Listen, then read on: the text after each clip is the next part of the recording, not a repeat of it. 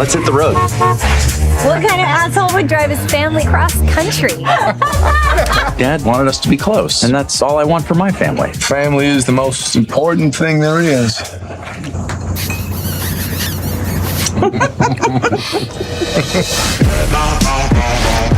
Hi, folks. You must be the Fellhauer family. Huh? I'm just messing you. Look, guy's face is like, Fellhauer? Huh? Stop talking to me. You asked it around, you're out of my face. It's gone. What are you doing? Come on.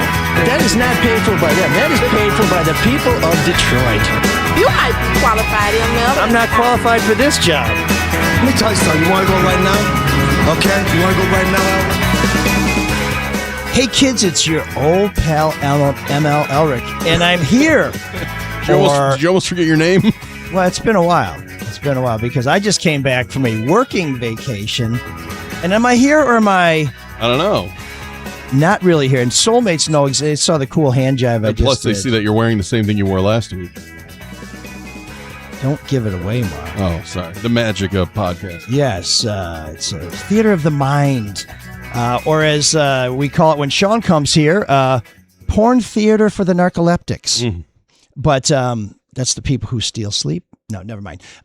We are back, kind of, but Mark isn't, even though you just saw him. This is very confusing, but we are giving you a little break from our live show with a pre-recorded show because Mark and the Fellhauers are off to Wally World. I hope it goes better for them than it did for the Griswolds.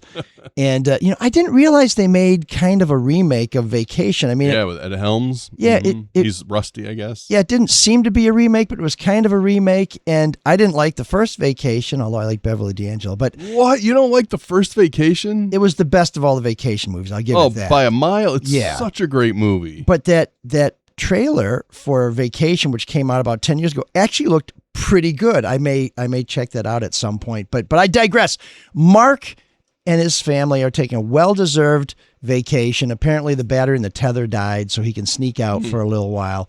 So we are treating you to one of our bonus episodes. Soulmates get these every month. This is a special one with Dan Austin, who has been, for 20 years, he's been telling us Detroit's story through its architecture, and he's trying to preserve that legacy. So we talked to Dan about some of the buildings that Detroit has lost that we wish were still here. So you'll hear Dan in just a minute.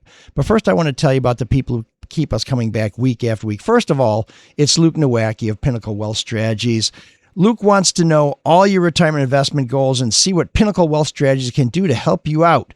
Some people are saying that there's a continual, tell me more about that conversational style that leaves them more satisfied than a super soaker fight at a famous singer's ranch in the 90s. Coffee and water offered in that office, not other fluids. Want to take care of someone else's kids for 17 years just to get kicked to the curb when they graduate? Why not set up a college savings plan for that? They might even be useful for your own kids. And I know from Luke's help getting the Roth IRA set up for my kids that it's worth your time. So call or text Luke Nowacki at 248-663-4748.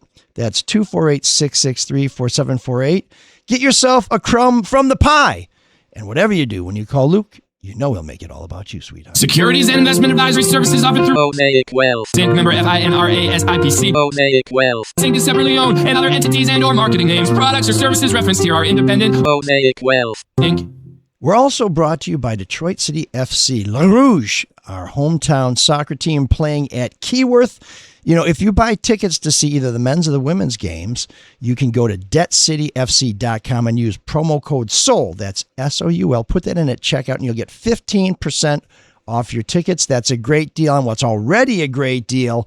And La Rouge will be back home on the 10th facing El Paso Locomotive at Keyworth Stadium at 7:30 p.m. And guess who's playing for El Paso Locomotive? You may have read this. I have no idea who.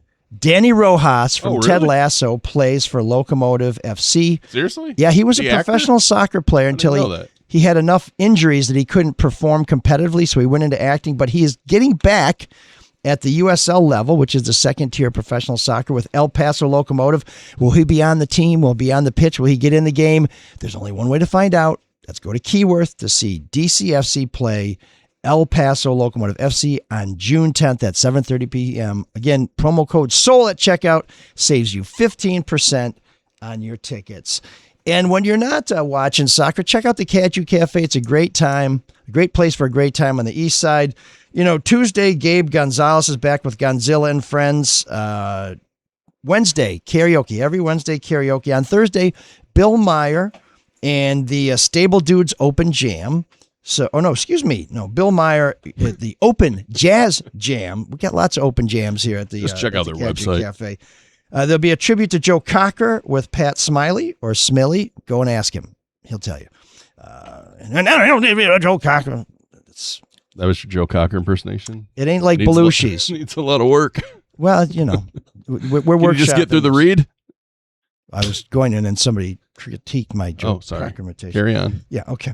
And then on Saturday, this is something new at the Cadger. From 1 to 5, there's going to be a vintage clothing sale. And then from 7 to 11, they'll have the Huckleberry Groove. And on Sunday, Kevin Song's Music Festival takes over the outdoor and indoor music space at the Cadger because the beer garden is open. So find out everything that's going on at the Cadger Cafe at cadgercafe.com. And one bit of business left before we go. Are you looking to update your home like Drew probably should be? Do you have a kitchen that maybe needs a little help like mine? Do you have a space that you don't use but would like to like Marc? Or do you just want to lay around in your writer's den outside your palatial Ann Arbor home next to the stables like Sean? Then you probably don't need to call Artisan Interiors because you're already kind of a cake eater. But if you're like the rest of us and you need some help, call John at Artisan Interiors. They would love to help you. You can give them a call at 586-770-3169. Or you can text John at 586-909-9350. I know there's a lot of numbers to remember, but we'll have them all at our website, which is mlsoulofdetroit.com. And now, friends, check out our friend Dan Austin telling us about the buildings that are gone that we wish were still here. If you love Detroit history, if you love our architecture, and if you miss some buildings that you remember or that you always wondered about, Dan is the man on that, and he's joining us to talk about some of the buildings that we miss. And he's probably going to tell us about some we didn't even know about that we'll now miss because it's like, oh shit, talk about fear of missing out. We weren't even there for the beginning. But I have 5 on my list that I wish were still here. And I don't think what's there now is any better. So I'm going to start us off, and I'm going to have Dan. To get the bell ready? Oh, yeah. Well, no, actually, because that bell's always ready. The Kilpatrick bell. None of these were knocked down by Bobby Ferguson. So, although you sure about that? Had Kilpatrick been mayor in the 20s, 30s, 40s, 50s, 60s, or 70s, these would have been just some of the buildings taken to the ground by my friend Bobby. But my list would include, and Dan's going to tell me whether I'm way off or not. Old City Hall, number 1 on my list, which was where Kennedy Square is, right? 1 Kennedy Square, yeah. Yeah, which is East, now west side of Campus Marshall. Yeah, and at that time, do we have almost like bookends? Yeah. Where the old Wayne County Building. Courthouse was. We had these two, and what would you say? Were they Beaux-Art? What would they be? Okay. Beaux-Arts. So think of the old Wayne County Courthouse, which is shamefully basically vacant, and then a equally cool but slightly different version a couple blocks away. Right down Cadillac Square. You would Yeah. stand in front of the old Wayne County building, look down Cadillac Square, and there'd be Old City Hall. So gorgeous, was replaced by Kennedy Square, which was a gathering not the building, place. Kennedy Square. No, but it was like a sunken park, which I once wrote in the Free Press, or tried to write in the Free Press. It was primarily occupied by people having lunch, pigeons, and hobos, and the Free Press turned that into unhoused people. Oh no! Are you following Charlie on this woke stuff? Perhaps some of those houses were demolished, and Dan's written about them, but I don't even know if they were housed in the first place. But that's number 1 on my list. So wait, when was that demolished? Though I mean, there's a picture of it, so you've never seen it in person. No, it was 1961. Yeah, no, very few living people have. So in that photo there you have on the screen, the tall white building behind it is the dime building. I refuse to call it the Chrysler House, but that's still there. And then the tall white one that's just to the left of it in the middle of the picture, that's the Ford building. That's still there. That's where the Jimmy John's is, for those who are not looking up. And then on the far left is the Hotel Pontchartrain. That was demolished for the First National building, which is there now. And then that building in the middle is kind of red to just the left of Old City Hall. That's the city's first skyscraper. That was the Hammond building. When was that built? And that's gone too, right? Yeah, 1889, I think. And then that was demolished for what is now the Cube, or the cheese grater, as I like to call it. Oh, God. Yeah. And then you see the Soldiers and Sailors Monument that was moved when Campus Martius was, I'm going to say, restored, because it had been there for a long time, but just, wasn't really a marshalling ground. So Old City Hall would be number one on my list. I'm probably not very original with the other two, Tiger Stadium and Olympia, which I thought were great. And I don't know what did they put where Olympia is. We know what happened where Tiger Stadium is, but like a light guard armory or something. Yeah, so nothing special.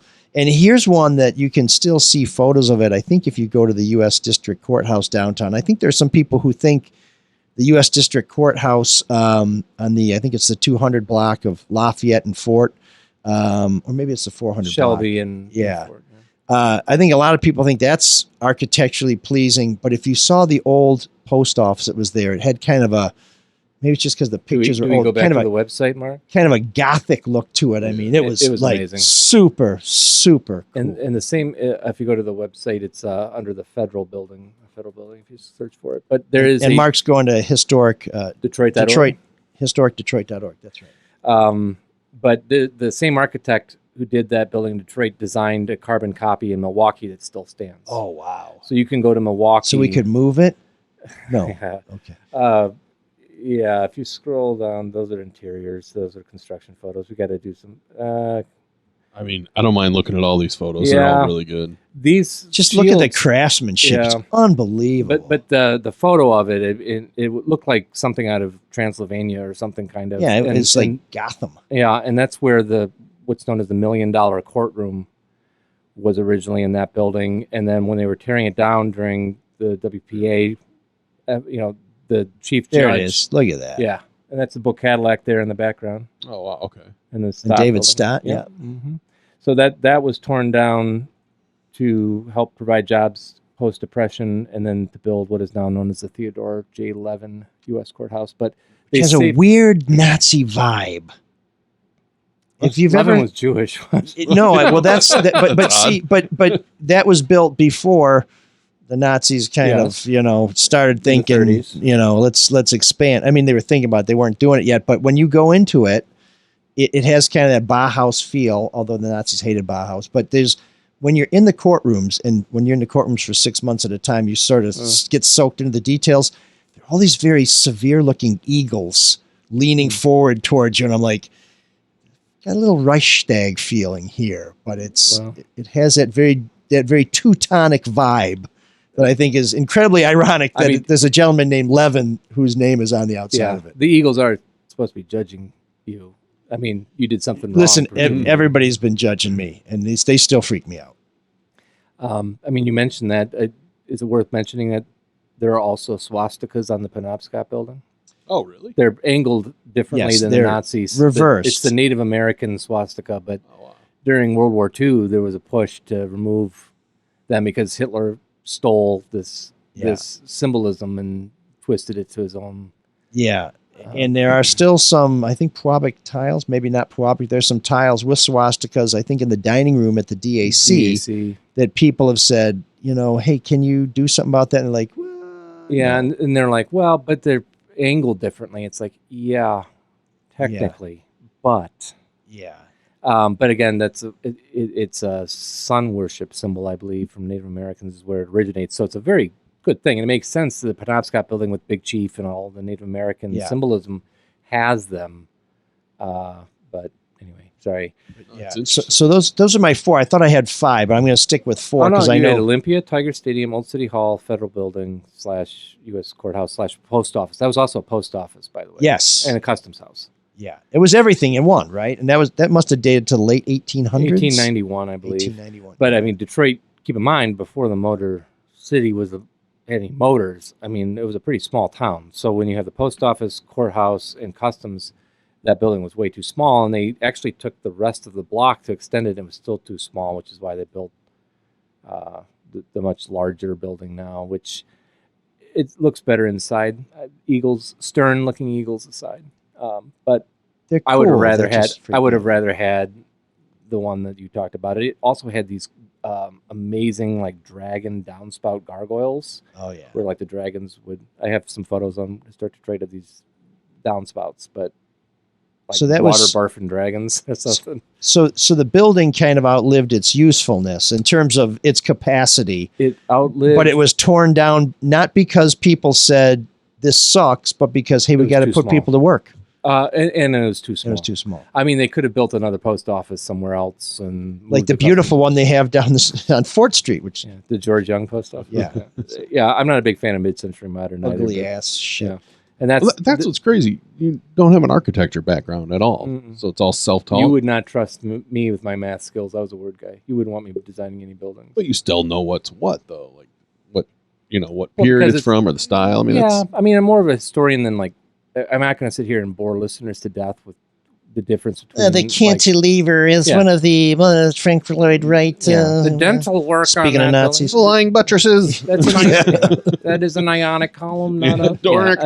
not a Doric. I mean, most people don't care about that. I mean, I think that Dorics No, I- care about that. I like looking at it, going, "What a cool old building! What's the story behind yeah, it?" like, what is this place? I Yeah. mean, sometimes there's just cool stuff. Sometimes there are stories like the Green Hornet and the Lone Ranger were created inside the Maccabees building. Does that make my life better? Not at all. Little Is bit. it cool? Little bit. Well, I guess kind of cool. Yeah.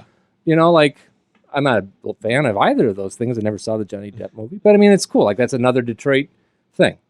And you find all of these little things. We talked about Statler in the full episode. Like, I think it's cool as shit that Harry Houdini was staying at the Statler Hotel, and he died at Grace Hospital, which was demolished. And I now park my car when I go to get my chemo. So I never knew that that the Cass Corridor was considered one of the great streets in Detroit, except that Harry Houdini was staying by there. And so when you learn about these buildings and the people were there, you actually do learn about your city and how much it's changed. And that the Cass Corridor, which when we grew up was like, holy shit, don't get no caught in one- the no Cass one goes Corridor. there, yeah. Now it's Midtown, and only our buddy Ben Blackwell's like, no, you got to call it the Cass.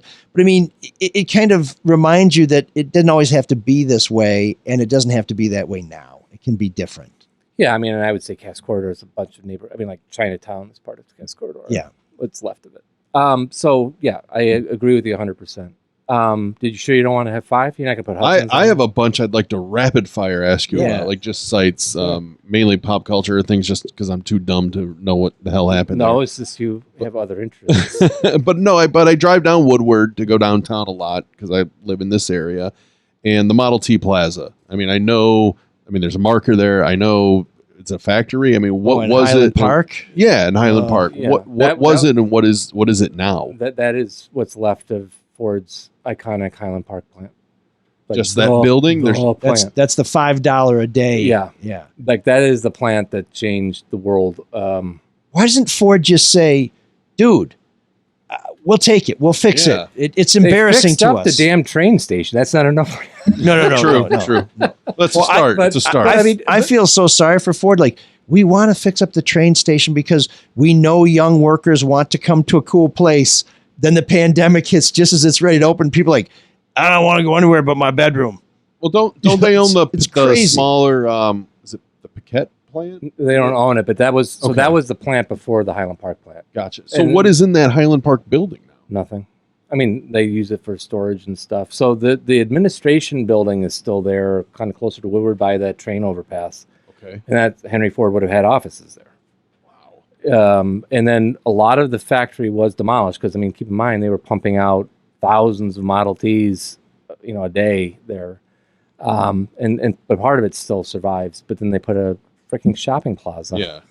Which- No, I know. But again, what are you going to use that factory for? And I think that yes, part of it should be preserved just because of the importance it played in the industrialization, the rise of Detroit. I mean, there's no Detroit without Henry Ford. No, I would think it's like We're the still making place. cigars, right? Or stoves. Yeah, stoves. Let me ask you about the Grandy Ballroom. What's the status of that? Yeah, I drive by it every day on my way home. And I saw, it looks like a major section of the roof has just collapsed. Yeah. And then on my way in, I saw that they've put a tarp, the church that owns it put a tarp up. We talked about the vanity. The Grandy's been closed since 72. But it's still standing, kind of. Yeah, there's nothing left to save inside. Grand River and Riviera area, Beverly Court and Grand River. That neighborhood is coming back slowly, but I don't know, because the reason why the Grandy is so important is obviously the role it played in rock and roll, the birthplace of the MC5, the Stooges. And then you get into like everyone from Velvet Underground to Howlin' Wolf to, everyone played there. Mecca. Yeah. For what, 4 years? Cream, the Who debuted Tommy live for the first time anywhere in the world at the Grandy. But nothing original from that building will be salvageable. I don't think that there's much left in there now. The plaster gets wet and it's all over. It just melts. You're talking about a lot of money, and the church, last I saw, I think they wanted like $5 million, I think, for it. Which, hey, I get it. You got to get money for Jesus, but at $5 million, it's not worth $50,000 really. And in terms that's of just to buy it, let alone to do something with it. I'm neither an architect nor a structural engineer. 35, 40 mil, maybe. No. It's location, right? Yeah. I feel stronger about the Vanity's chances in Jefferson Chalmers than I do the Grandy. And again, I was born in 1980. I am almost 6 years old. It closed 8 years before I was born. Wow. Yeah. It's been empty for more than half a century. So that's even if you can save it. What is the status of the Yorba Hotel?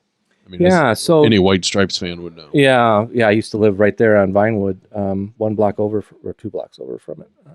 But so the Yorba, because it was recently closed, I believe. Yeah, it was recent. Yeah. So basically, part of the building, it was all lower income housing and kind of a, what do they call them when people halfway house? Yeah. Oh.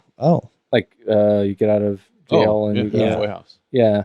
It was kind of a source of, when I lived in Hubbard Farms there, it was a source of some contention in the neighborhood. But basically what happened was a lot of the apartments or hotels were just let to go to hell, like rot. Yeah.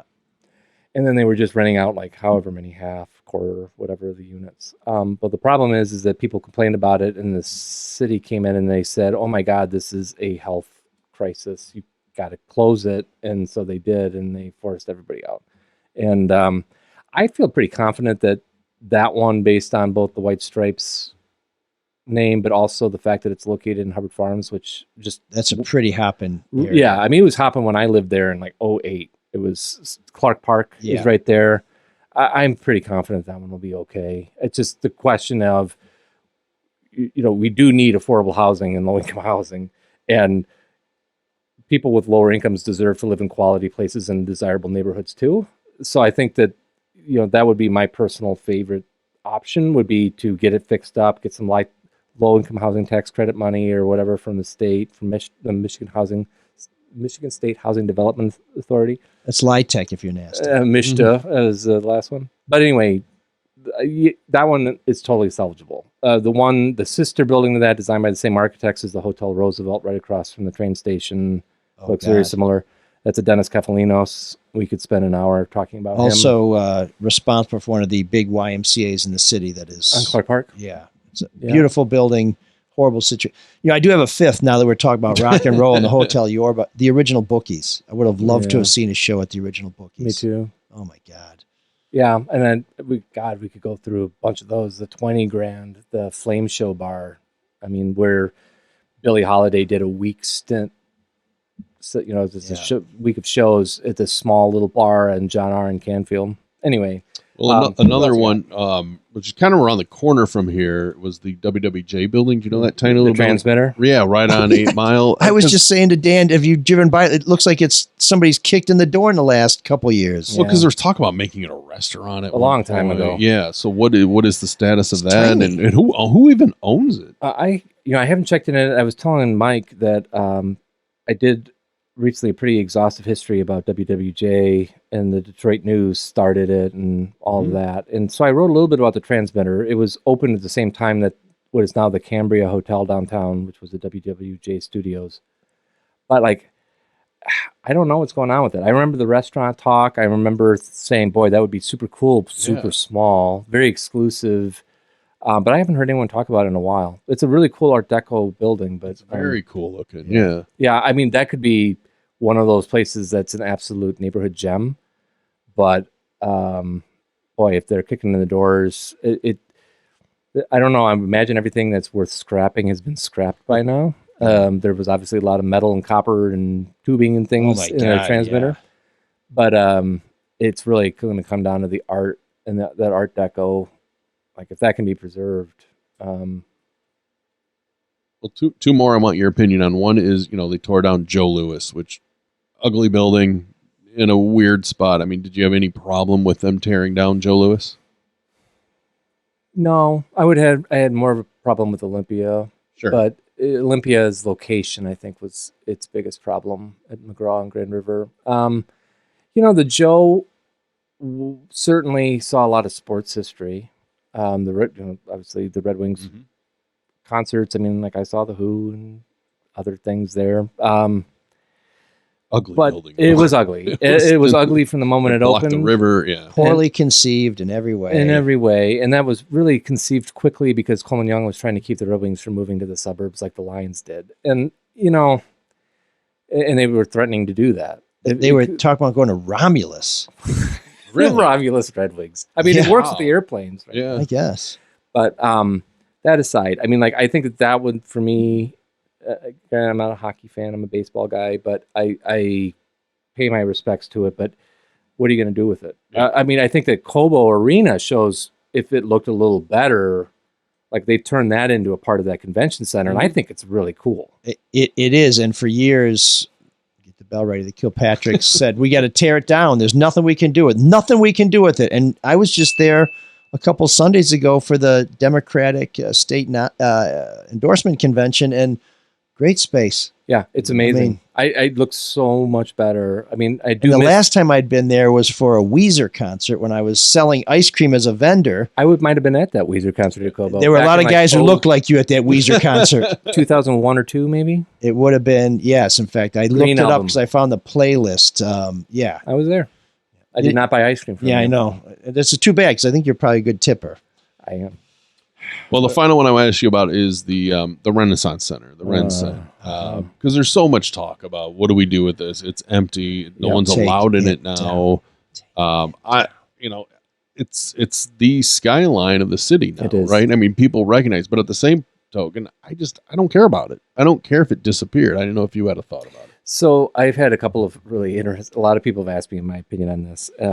Take the whole. Who pays for it out of it, just in terms of as money out of aesthetically. Yeah, you have to almost have and whether the taxpayers. If we pay for it, leave it forever. And whether the taxpayers should pay for it. I mean, I can't believe I'm saying this.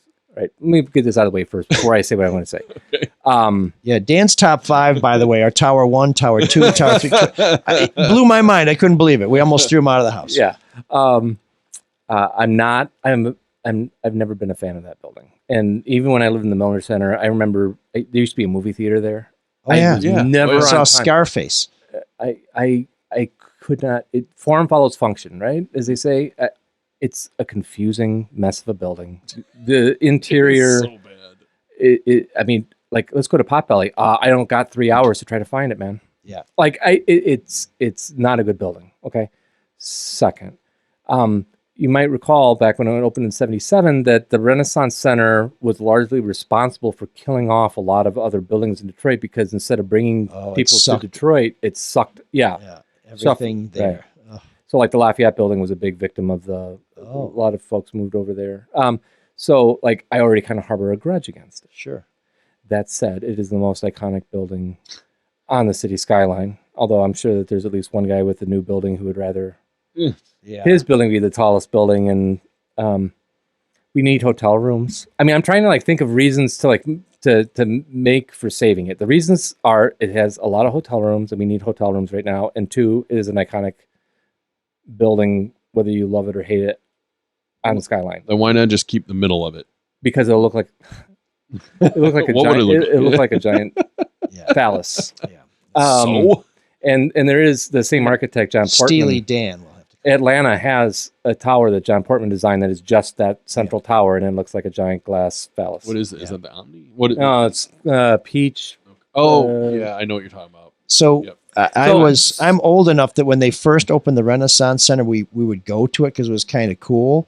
And Star Wars had just come out. And when you were inside the Renaissance Center, because of all the concrete, it felt like you were in the Death Star. Also as welcoming and just as easily to navigate. As a Death Star. You know, yeah, except I didn't have a blaster to open a door so I could get the hell back to the Millennium Falcon and to the east side. Even when GM spent hundreds of $millions with those cool glass bridges and everything to make it more navigable. The berms to take the fortress walls GM down. did a lot there in building some of the residents and stuff there in the Winter Garden. But I would go there across from the Sky Bridge from City Hall to the Millender to the Renaissance Center on a regular basis, like a couple times a week to eat lunch because they had different food courts. But even then, I would not be able to remember how to get to the one place I went to the one time because it was just completely and utterly confounding. Yeah. I mean, it's a horrible building. I'm not just on the outside of it. I think there's something to be said for how cool it looks. But I'm going to put this out there. I didn't tell Paula Gardner when she asked me this question. The more I have meditated on this and sat with it, if you're not going to save the four towers, you should take the whole thing down. Well, and it would open up the riverfront. It would open up the riverfront. We don't need, you can't, I should also say for listeners who haven't spent a lot of time reading about this, like, what? Well, okay. You can't turn it into residential. The windows do not open. Oh. Okay. Is that a requirement? Because I've always heard they can't do the plumbing. Well, I've heard the plumbing thing too. With enough money, you could. But I mean, think about it. Who wants to live in a building where they can't open up the windows? It's a giant aquarium or sauna, greenhouse kind of thing. Okay. Can you imagine, like, you go grocery shopping, and by the time you figure out how to get back to your apartment, the ice cream's melted. Yeah. I mean, it's just one of those things where if Detroit really needed office space, and post work from home is another reason why I'm putting this out there. It's kind of like the Hudson's building. Yeah. It is a massive, massive building that we do not have a use for now or even 20 years from now. I can't imagine work from home is going to go away, so I think that It's too big to save. No, it's not that it's too big to save, but once GM moved out, I mean, GM couldn't even fill the thing. Yeah. And they've already skated to Warren and to Gilbert's new tower. Yeah. I mean, it's cities are supposed to evolve. I just, in the Renaissance Center, had an outsized role in the city's history in many ways. Not necessarily a positive one. I was going to say, let's do the 70s again. No. The 80s? No. I mean, keep in Except mind, for the music. And the Renaissance was supposed to be way bigger. They didn't even build all of it that they were supposed to build. Can you imagine?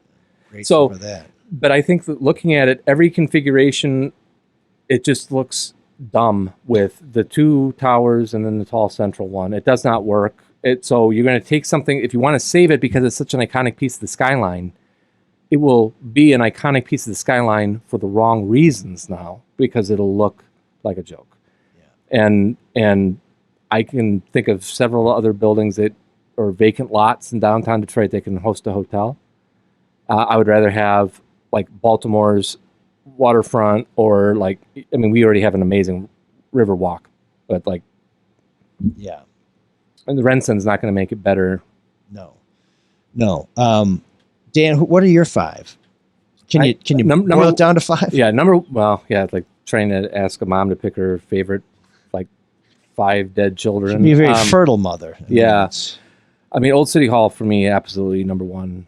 No question. I never saw it because it came down in 61. I was obsessed with it, and I wrote the second book I did was basically just an excuse to let everybody know what Detroit did in tearing down Old City Hall. I still can't believe they did it. Why? Why did they do it? They built the Coleman, what is now the Coleman A. Young Municipal Center. And the idea being, again, we talked in the full interview, the longer interview, you have to look at things in context of their time.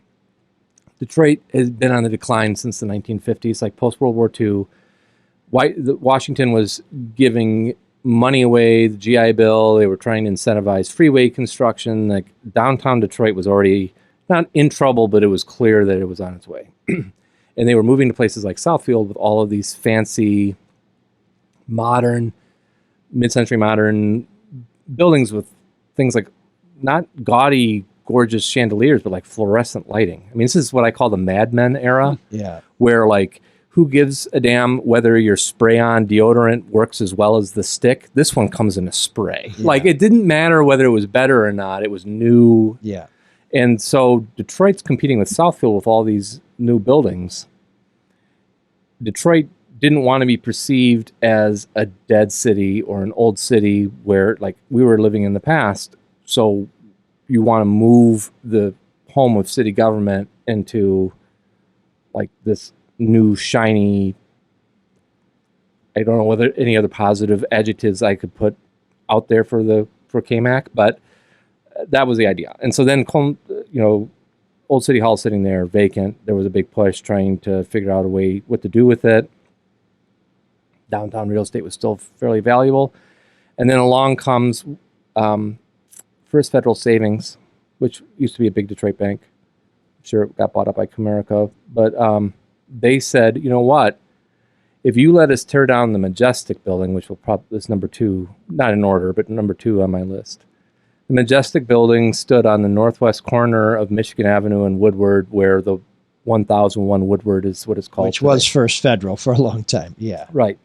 And so they said, well, we're going to go to the suburbs and build a gleaming new all-glass skyscraper if you don't give us a prominent corner in Detroit. And so then Mariani at the time, the mayor, said, well... Also a felon.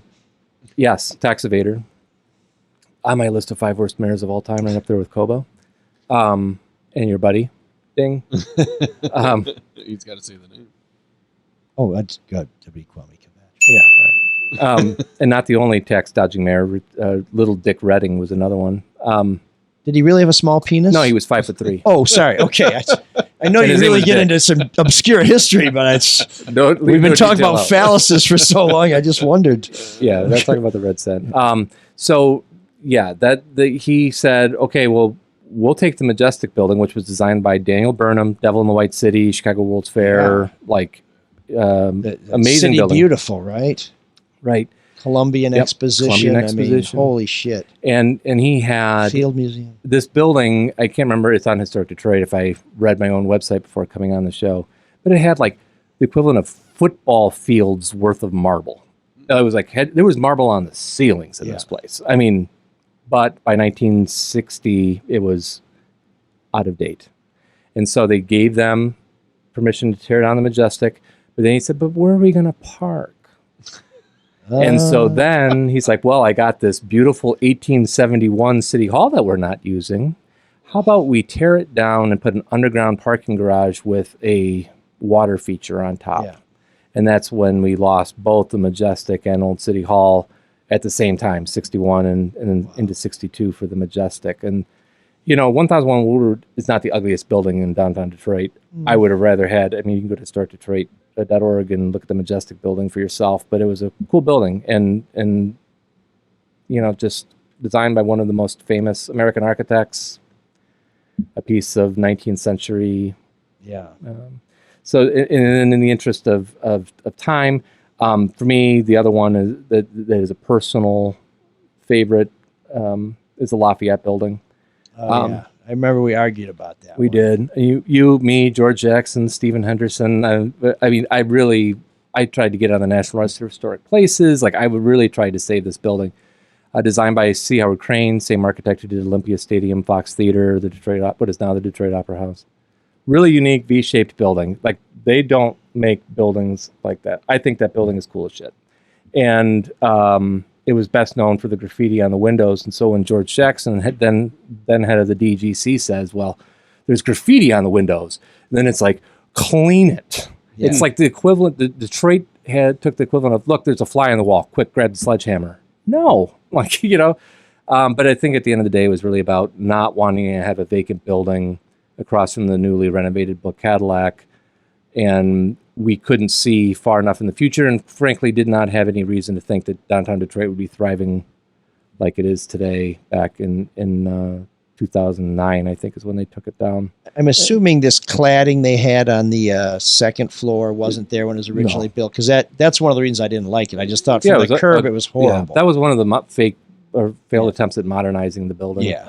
But it had originally had, and you could see photos on the website that show where the panels had fallen off, that granite or slate, and you can see the original sandstone underneath it. Yeah. It had been a prominent building. This was where the Michigan State Supreme Court used to meet, yes. I believe. Yeah, and there's a building just down the street from it. They just basically tore it down near Prime and Proper. It had a beautiful facade on it with some nice stone work. So they just removed... And they just took it and they put a new facade on it. It was horrible looking. So that was a building It's a tall, narrow one. Yeah, on Griswold. That was the Griswold Garage or whatever they call it. Yeah, on Griswold. So that was originally like a 1920s bank designed by Kahn, I believe.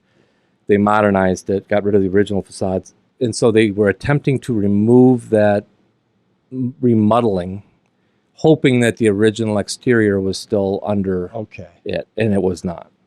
So like the one that I saw medallions on it and all there kinds might have been some, but not enough of. Okay. I mean, I don't know all the details on it, but so they had good intentions. Their intention just wasn't practical. Yeah. So like the one that everybody always is dumbfounded by. Have you ever been into the former DPD building on the northeast corner of Woodward and Grand Boulevard? Northeast corner. It's like it was a Ford building. It's Lakeshore Engineering. Yeah, involved in the Kwame Kilpatrick. Ring the bell. Avanash Rock Mile. I walked into that one. Lakeshore Global. Yeah, but you look at that building. Beautiful building originally. Now it looks like ass. Exactly. And so if you on Historic Detroit, it's under the name 7300 Woodward, which is the name that they call it now. But that was originally built by Albert Kahn as a Ford sales and service building. And so when you walk into this 1960s looking pretty ugly building to go to AAA or whatever, but you walk in and there's like this gorgeous coffered ceiling with detailed plaster and you're like, what the hell is this? Yeah. Well, they did the same thing where they went in and they removed all the original terracotta and put that precast concrete on it. Yeah, no, horrible. It's what's inside that counts. Yeah, I mean, you can't. What is this doing here? It's out of place. It's almost.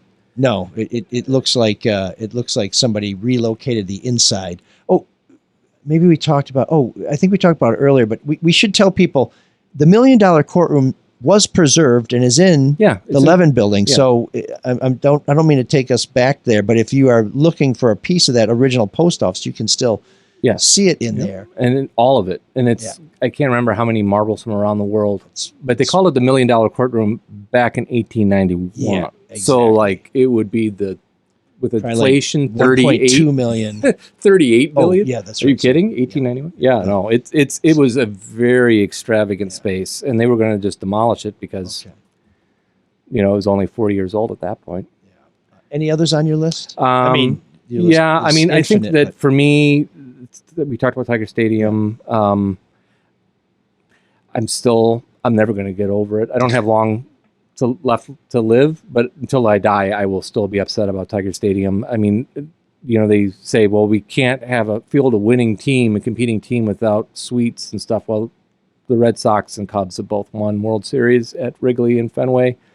They totally could have remodeled it and done what they did at Fenway and Wrigley. And that would have spared the YMCA. DCL would still be in Detroit, YWCA, that said, I mean, hey, if Ferris wheels and carousels and things are more your idea of a good time at a ball game, fine. But for me, my great-grandfather went to see Ty Cobb play on that field. And then my grandfather saw Babe Ruth. Yeah. And, I saw Chet Lemon. you can't.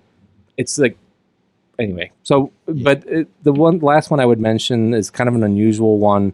I'm going to go into D7 because District 7 we got to rep ourselves whenever we can, and I'm going to mention the American Motors headquarters proper building, like just the part in the front. So this was a building, Plymouth Road in Schaefer, just west of Schaefer.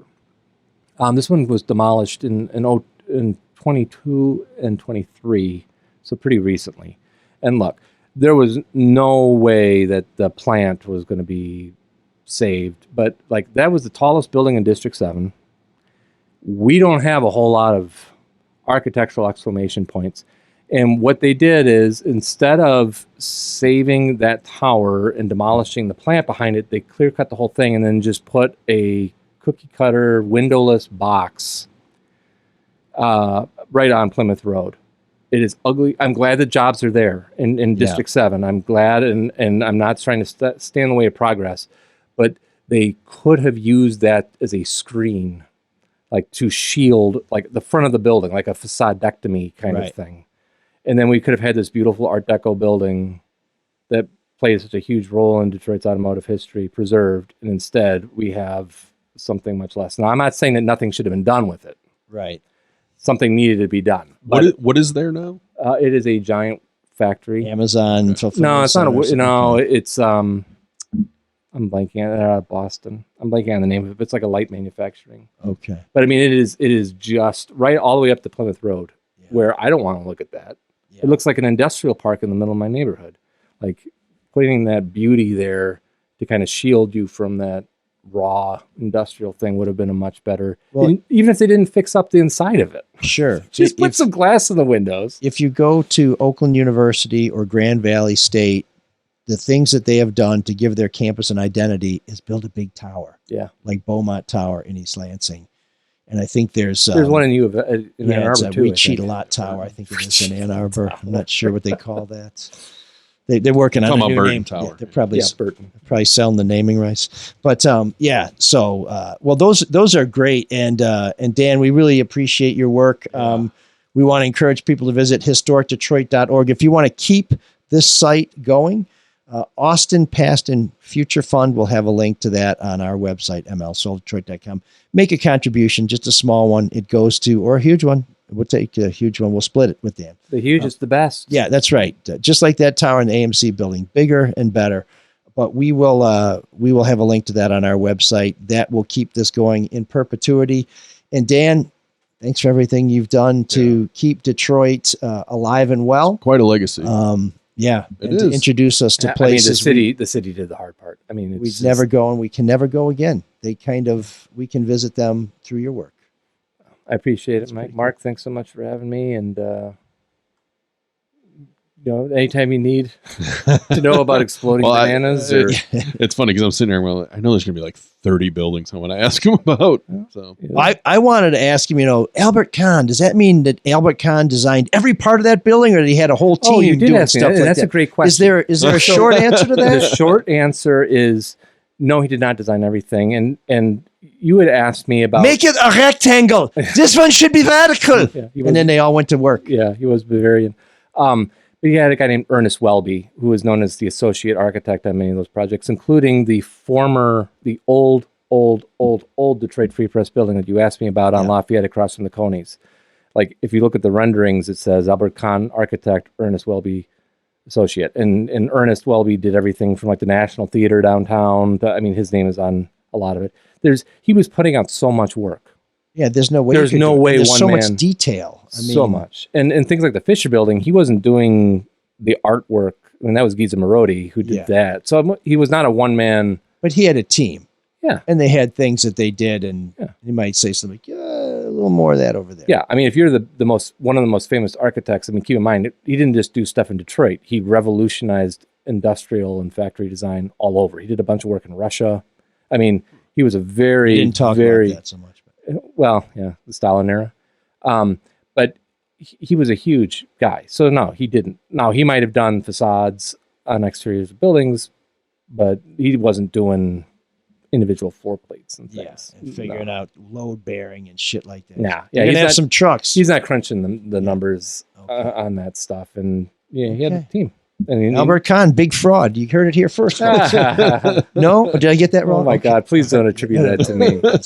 Spurious is fake news. Fake news. Dan Austin, thanks for coming, brother. Thanks, Good Mike. to see you. Appreciate it. Can you dig that? Can you dig it? Can you dig it? This trip's been a nightmare. You had a dream to take your family to Wally World. Never let that go. What kind of a family are you? We're the Fellhowers, You piece of ass. the soul of Detroit.